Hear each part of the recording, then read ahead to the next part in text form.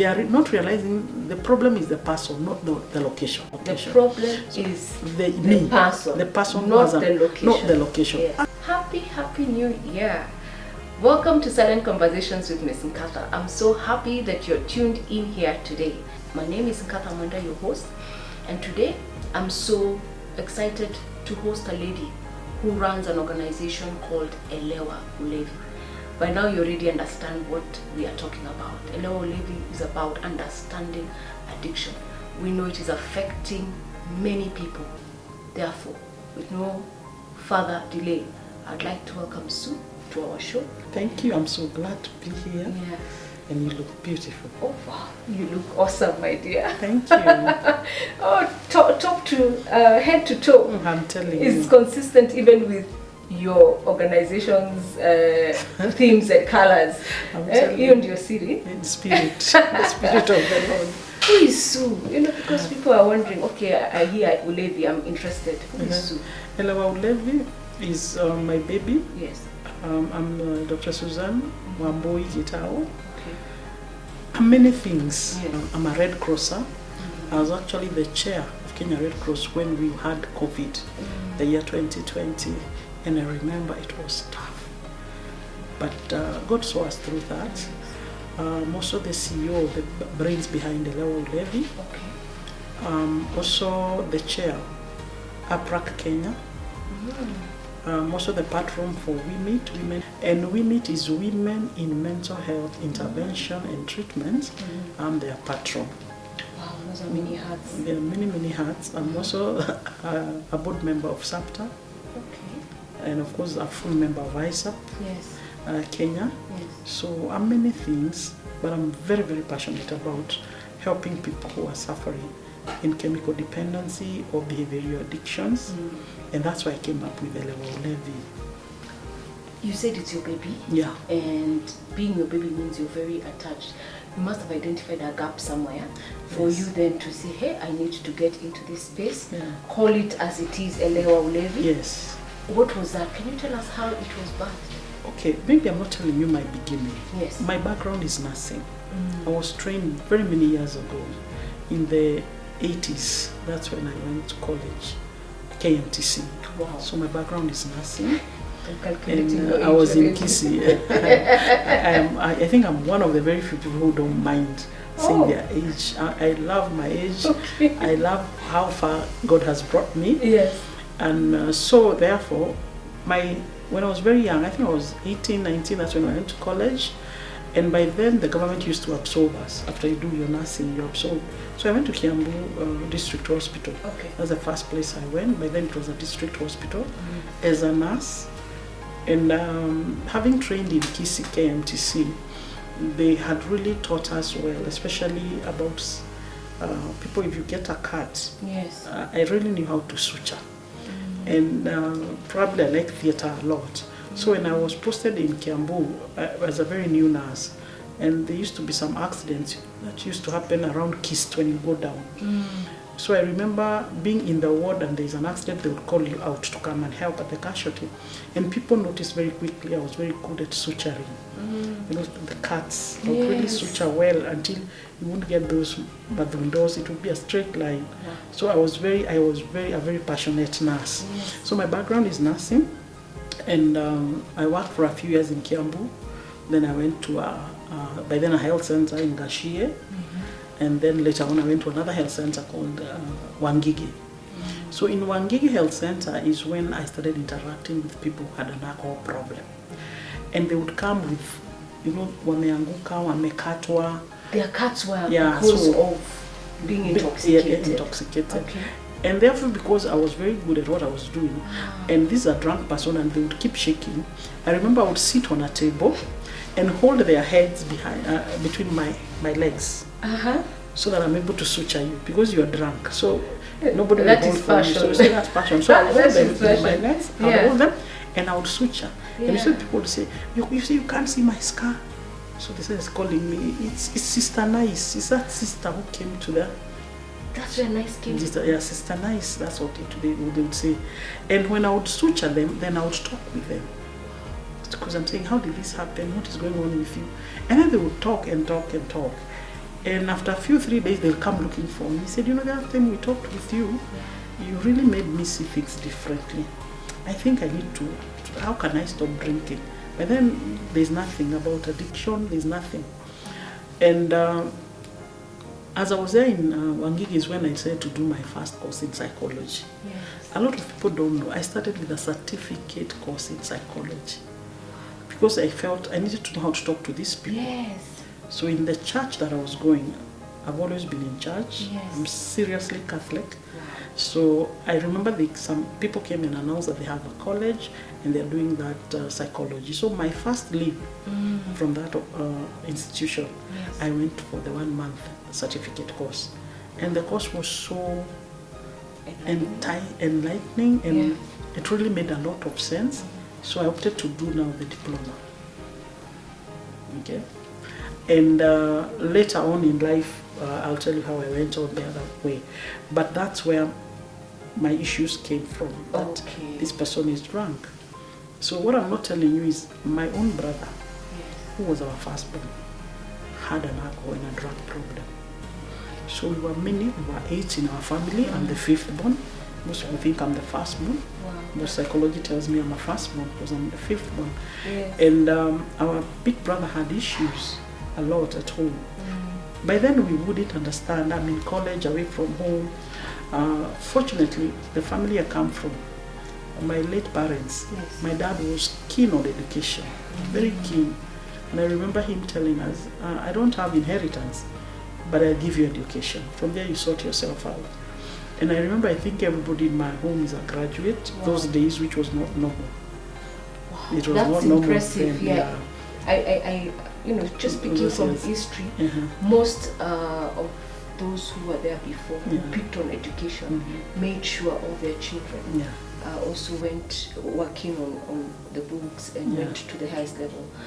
So what is these things that your brother would do that then everyone would be concerned? My brother, the first thing he did is that he would lie a lot. There was a lot of lying, and then there is a lot of money would disappear from home.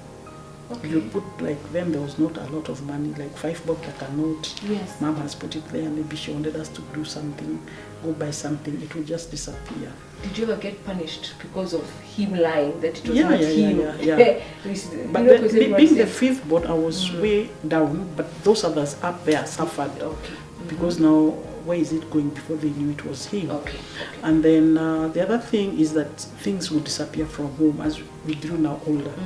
I remember I lost a cassette of some music. A young man by then had put for me those cassettes, and he would steal that.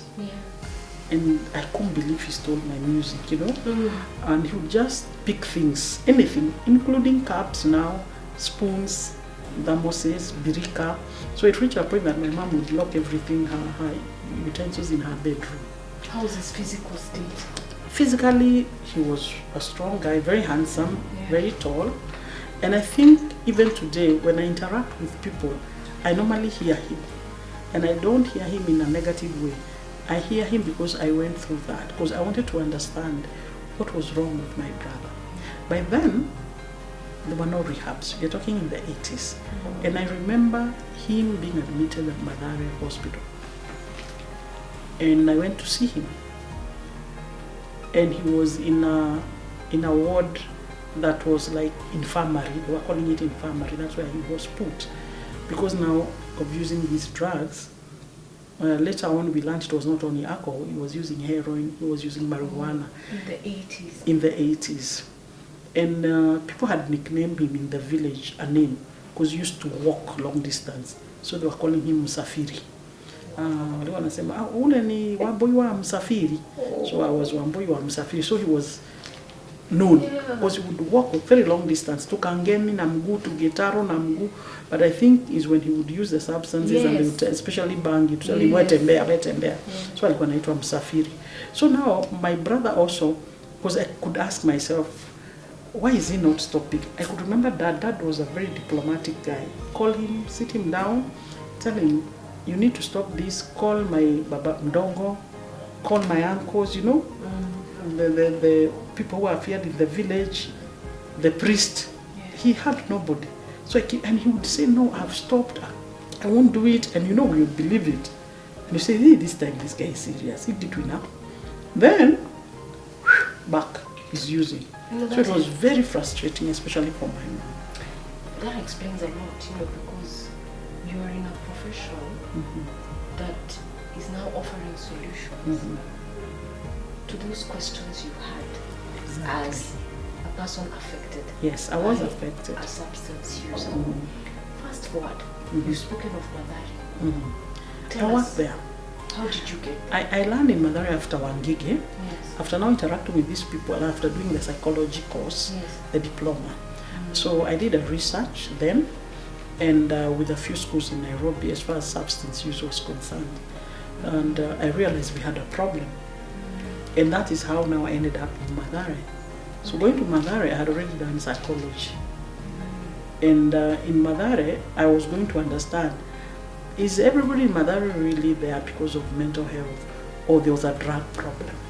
What did you discover?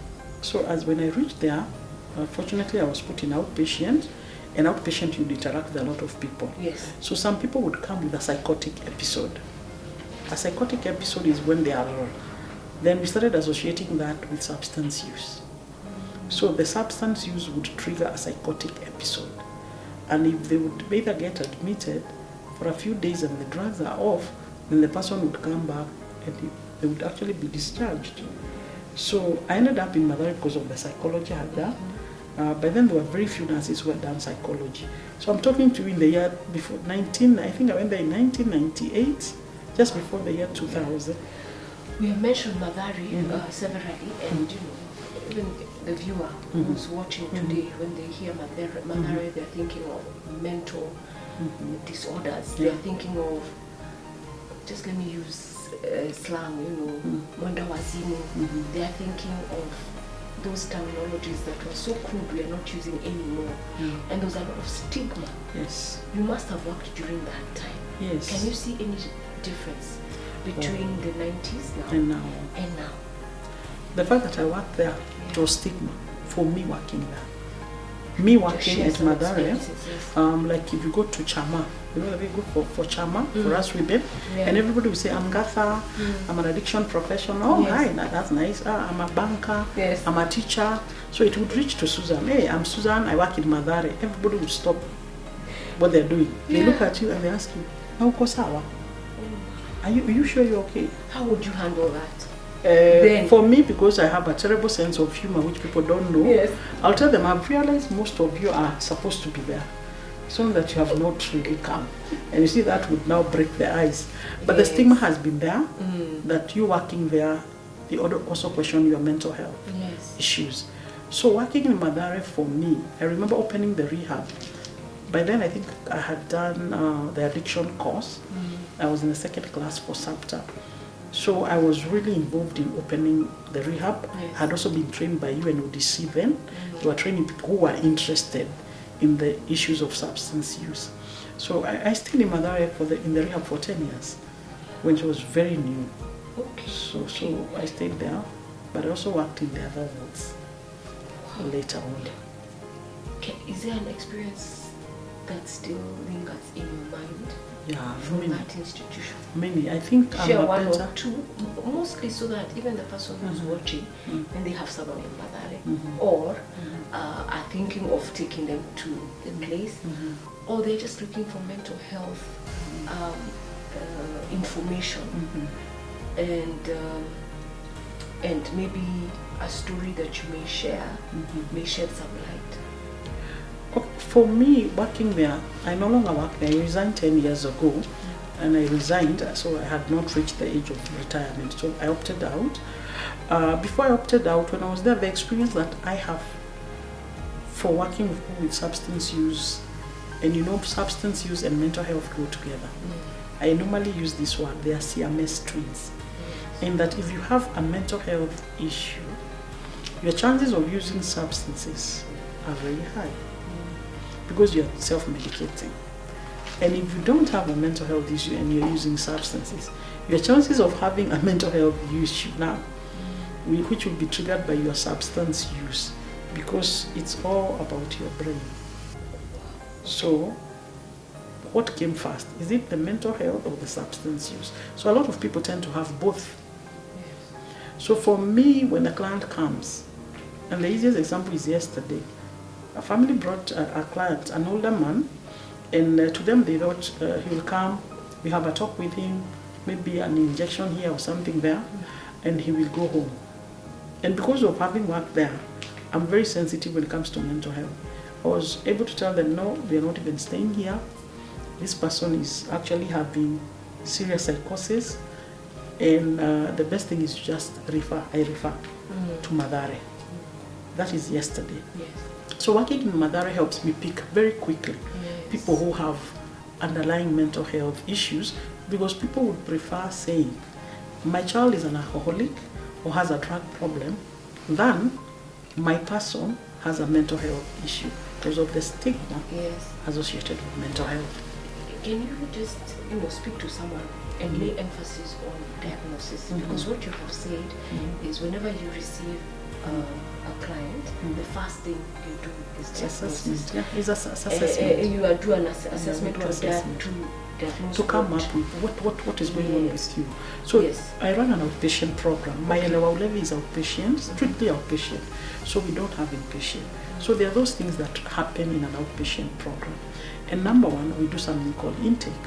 Intake is when you come in as Gatha. I need to know who you are. So the basic things, I take your weight, your name, your temperature, your blood pressure. So I'm just checking out, where are you at as you come in? So my intake is there. Where do you live? Do you live with parents? Do you have a spouse? Do you have children? All those, this is like data, normal data. So that's what we call intake. After intake, we do something called screening. So the screening is, I need to know, you're here. So what are your issues? What has really brought you here? So we screen. And after we do the screening, then we do something called toxicology. So toxicology, I either pick your saliva or your urine, and I'm able to pick up maybe 13 different substances abused in Kenya that you could be using. Remember, I'm only using saliva and urine, so I don't need a lab. I'm an addiction professional, therefore I'm allowed to take a specimen from you. I have the relevant kits, and they tell me what substances you're using. Yes. From there, then I do something called an assessment. So I'm assessing, Gatha is using marijuana, she's using alcohol, she's also using tobacco. Okay, so now my assessment is, what else has Gatha gone through? Could she be having anxiety? Could she be having depression? Yes. Could she be having trauma? Could she be having any condition, bipolar, schizophrenia? So the assessment takes longer. It can take up to 3-4 hours with breaks, simply because I really need to understand why you're using substances. We have known now that people who use substances or alcohol, they are self-medicating. Yes. They're having some pains in them. So, in fact, we should not be asking them why they are taking alcohol. We should be asking them what pain are they covering now, so that we help them process or deal with that pain, which can be anything from SA, that is sexual abuse, rejection, abandonment, being brought up in a family with chaos, where it's very dysfunctional, being bullied, There are so many things, losing somebody they love, losing a lifestyle they were used to. So it's so many things that would make somebody go experience trauma. Experiencing maybe like the way we were there when the bomb blast happened. Yes. Experiencing that is trauma. And people don't get that. So that somebody who was there, they were not affected, they survived, but they drink a lot now. Wow. So you see, it's many things in the assessment. Yes. Then the assessment, after it's done, that's only when we come up with something we call a treatment plan. So everybody is not treated the same. Everybody thinks that everybody needs to do rehab. You have not assessed. Maybe this person has depression. If we dealt with the depression, the anxiety goes. Even yesterday, the young man who came, when he came, his issue was actually he was depressed. But nobody picked that. So and what he was using alcohol. He was using alcohol, which was making it worse, the depression was. So I simply referred him to a psychiatrist. I'm not a psychiatrist. The psychiatrist, I just gave him a note. This is what I've done with this guy. He did the same, put him on medication. So he came follow-up session. So yesterday the guy is sober. People can't believe he's 2 years sober. He has never drunk, and he tells me now, I sleep better, I don't drink anymore, I go to work, Yes. I'm functional. So I just wanted to come and tell you hi and tell you that thank you so much because you discovered what was my problem. I'm back in church, you know. So those are things that keep me going. You know, they tell me people do get I want to really focus on that because most, not all, most family or many family members will be quick to give their opinion, and they will, you know, just like you've said, people will say, no, that one needs rehab, or this one is pretending, or if we're taking abroad, you will stop drinking. Wow. I want you to talk to someone who's watching us today, who either has a substance use disorder. Talk to them on how changing location without addressing the underlying issues will not change. It's something that has happened in my line of work for a long time, where people thought if we remove this person from here and took him to Canada or the US or the UK, they will sober up, or they will work, and they are not realizing the problem is the person, not the location. The problem is not the location. The problem is the person. The person, not the location. Not the location. Yes. Hata mpeleke China, hata Qatar, hata Canada, hata Poland. Take them anywhere. Remember, they are going with the problem that is underlying, that is inside them. So until you deal with that problem, my friend, you'll take them the whole world, and they will continue using and drinking. And the worst experience, the worst case I've had, that was last year, is of a father who came. I walked with him, told him your son needs this and this and this. And he said, no, let him go to Canada. No, if he's not around these people, this environment is bad. There are people drinking, there's a lot of bars, there's a lot of marijuana. Watch out in Canada, nini. Doesn't know marijuana is legal in Canada. Alcohol, so long as you're 21. And we really talked. He came one-on-one, and I'm telling him, why don't we deal with this boy here? Let us help him from here. As in him, the assessment was saying he needs inpatient, a program for maybe 90 days or 120 days. For him, actually, it was 120 days because he was a poly-drug user. He was using marijuana, tobacco, alcohol, and occasionally he would get cocaine, he would still use it. So to him, when he talked with a few people, they took him to Canada. And he survived the first month, the second month, the third month, he died. He died abroad. So I remember the father coming and saying, I wish I listened to what you're telling me. Because apparently there, he just went and continued with what he was doing here in a different, now they were not there to back him up or support him. So I understand he went out, it was too cold, he froze, he died. And we're hearing more and more. And more, there are so many. There's one that was publicized. There were two young men who left the country and they went to Dubai. They had an alcohol use disorder and it was known. So I believe that the parents thought it would be ideal for them to relocate. One son in Dubai, they went to Dubai and they assumed because Dubai there's regulation of alcohol. By who? It's a bit stricter. Where? You know? You tell us. So, That is Sodom or UAE. Actually, they don't regulate. Or maybe it's Qatar or Saudi that regulates. Qatar is controlled, Saudi is controlled, but Dubai is so they went to Dubai. It's the two boys. Unfortunately, one day, the story has never been known. One of them was found dead. And it was so painful for the family because then they had to bring back one son. And the other one couldn't be left there. So they had to bring both. They had to bring both. So then as we conclude, you know, the message is that there are available services where someone can get the necessary help. Yes. Let us stop assuming it. Being African, in fact, they say Africans are people who don't want to open up because African culture is that in fact men should never even say they have problems, but they're the ones who are taking their lives. They're the ones who are struggling with addiction. what word of encouragement, can you tell them? Because you offer the services, you can even tell us what they can get when they come to you, so that we help our life. We need to realize that alcohol use disorder is a disorder. Substance use disorder is a disorder. We need to understand that this is a disease. The same way we treat people with diabetes or hypertension is a chronic illness. And however much we want to believe that we are going to pray somebody out of the alcoholism, it might not work. It works for some people. We know there are different ways to recovery.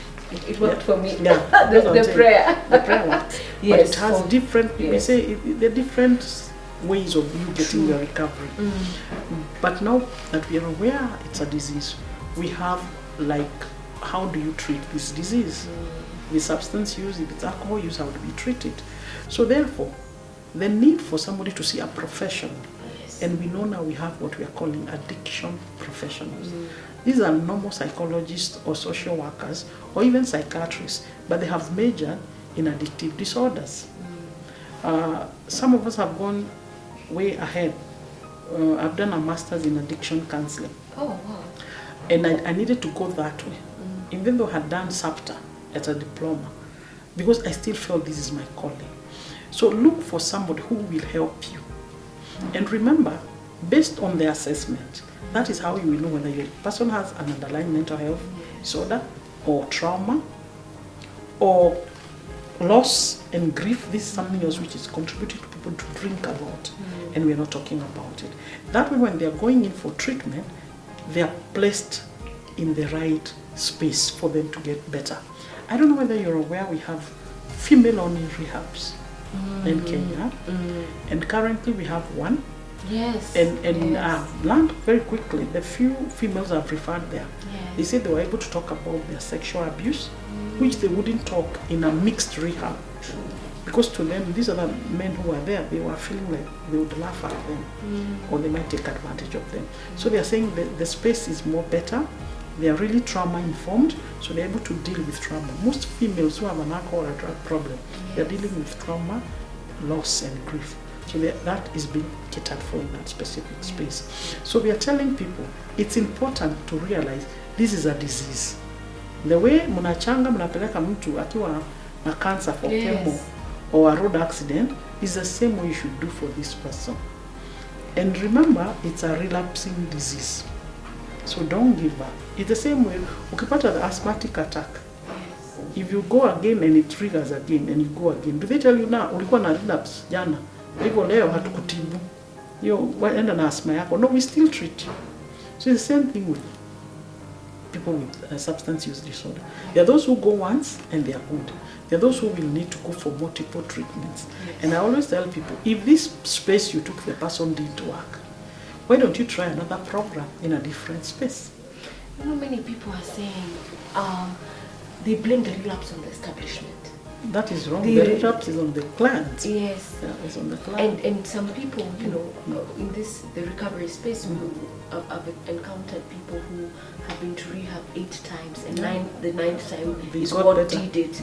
And I like the way you've highlighted that, because it is a relapsing disease. It's a very relapsing disease. And the example you've given with an asthmatic attack, or when a disease goes into remission, is the same way we should look into alcoholism and drug use. Yes. Yeah. Yes. Yeah. A little just talk about that loss and grief. When people talk about loss and grief, they think just bereavement. Yeah. There's something more to loss and grief as we wind up. Just talk a little about that. It's so much more, because when somebody experiences loss, it's different for each one of us. There are people who experience loss when they're very young. There are people experiencing loss and trauma combined. I'm losing my mother because she was killed by my father. That is trauma. I'm losing my mother because she burnt down in the house. So there's trauma and there's loss. So when it comes to loss, we talk of 5 stages in loss. And if somebody does not know where they are at, and you can be going up and down the 5 stages. And the first one is always denial. You know, someone can call you so and so died. Aje, situko na yeye jana. Unaongea nini wewe? Haiwezi. So the first thing is denial. But I think it's the best way to It's a mechanism to help you not collapse. Yes. Don't believe it has happened. So denial normally is the first in this cycle of loss and grief. Then when it comes to the second stage, I hope I can remember it because I know there are 5. We start with denial, then we come to is it bargaining? Accepting is the last. So there is the bargaining, and then we talk. So in this process of loss, it can also lead one to substance use. That's what happens. Because you have this pain and emptiness. Why did it happen? Why did I have to lose my mom or my dad or my sibling or my lover or my husband? And people don't get it. And then the worst thing is when you lose somebody and then people don't come in.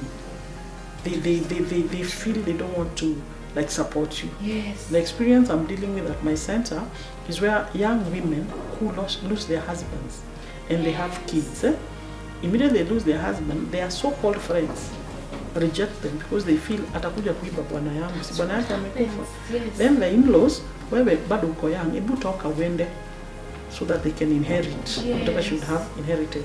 Kanisa pia, they don't have space for you. So the loss is coming with a lot of things, and that's why people are running into alcohol and substance use.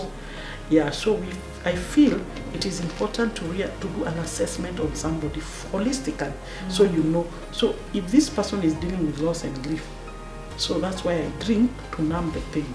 So if I dealt with your loss and grief, therefore you will stop drinking or using the substance. Dr. Sue, I definitely will have you back on the show so that we can have more conversations because you know the time has just flown. People are wondering, where can we find you? You said you have an outpatient program. Please let people know where they can find you.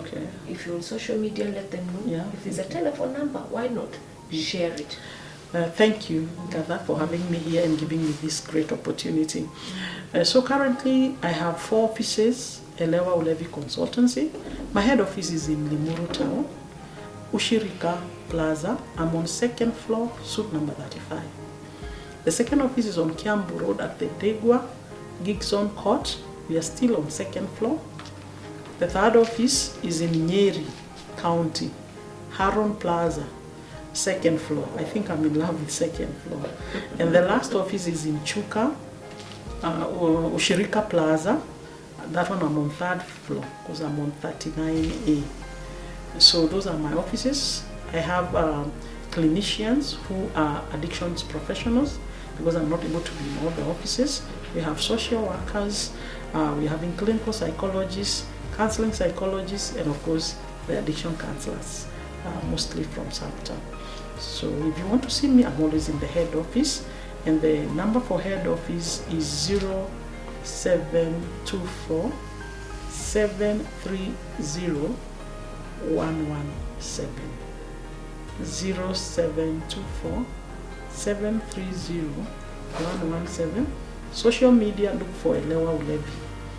Elewa Ulevi, anywhere you see it, that is us, including our website, it's there. Wow.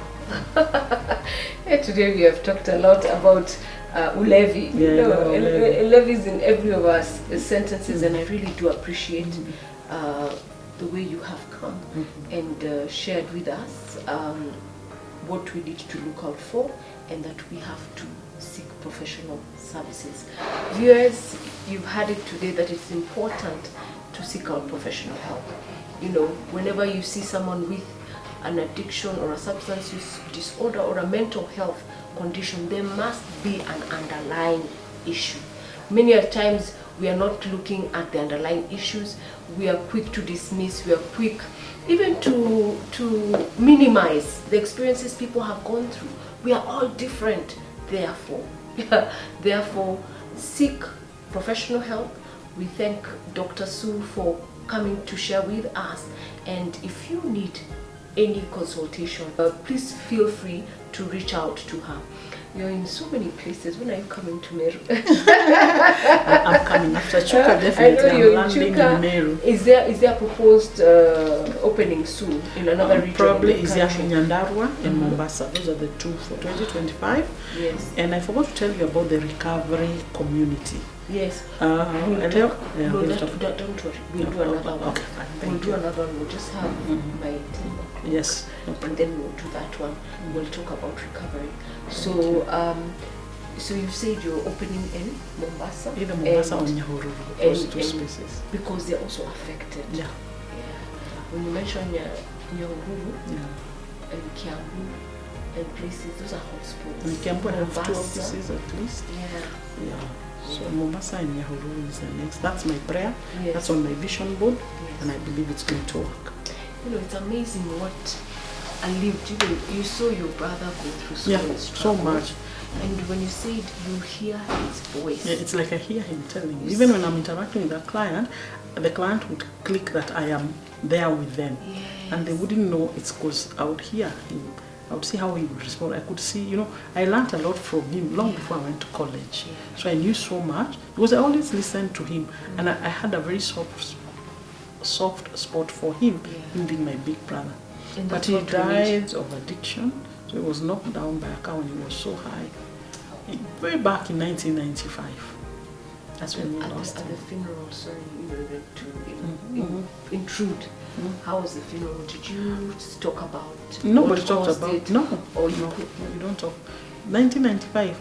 Everybody knew he was knocked down by a car. That's it. Nobody talked that he was using drugs or he was drunk or anything. The only person who talked about it was my mother. My mother talked about it, but like watu wengine aligoma na garis. The issue of why or what he was doing. I'm picking. It's important to be compassionate. Yeah. To be loving and caring, and you never know, those acts of compassion may help them, you know, to open up. Yeah, that's what has happened to a lot of people I've interacted with afterwards. I can't wait to see you again. Thank you so much for coming to our show. You're welcome. And keep doing the great work. What I can say is I pray God continues to strengthen you, to widen your doors so that you can touch more lives.